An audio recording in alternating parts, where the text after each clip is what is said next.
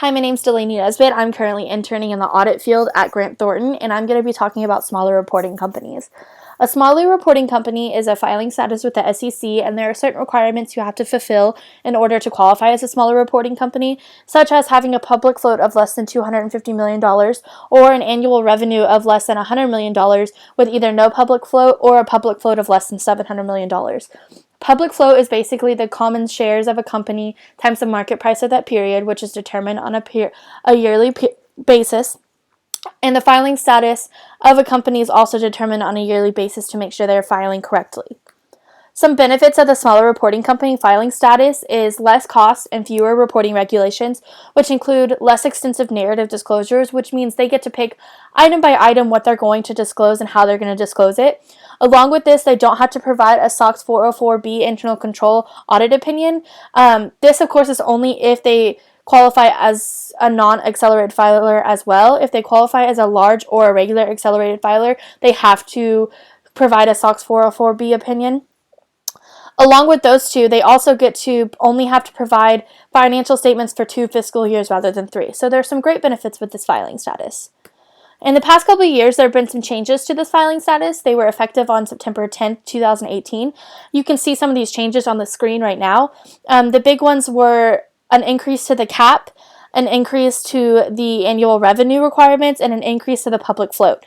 So this really helps larger companies kind of qualify as smaller reporting companies in order to help them kind of reap the benefits of that filing status.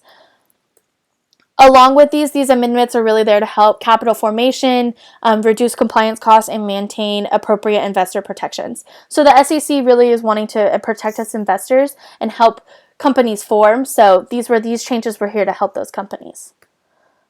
So because of these changes with the smaller reporting companies, these affect the other filing statuses as well. So they've been talking about possible changes to the accelerated filer status mainly.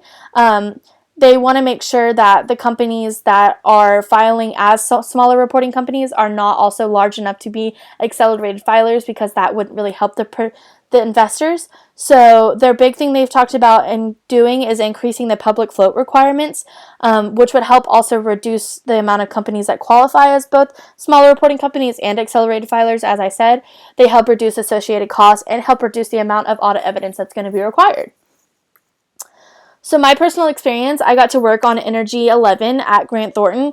The cool thing about this was it was such a small audit. I got to work hands-on really in depth in this audit. So I got to work with directly with the disclosure checklist to see their item by item choosing of what they were going to disclose and how they disclosed it.